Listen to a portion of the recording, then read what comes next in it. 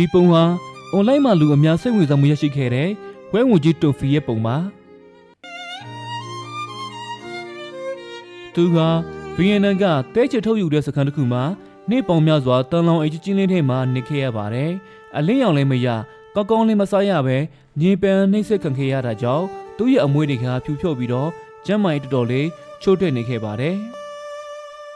ဒါပေမဲ့အန်နီမေအာရှဖွဲ့ကသူ့ကိုကယ်တင်ခဲ့ပြီးတဲ့နောက်မှာတော့ဘဝအသစ်တစ်ခုရရှိခဲ့ပါတယ်သူက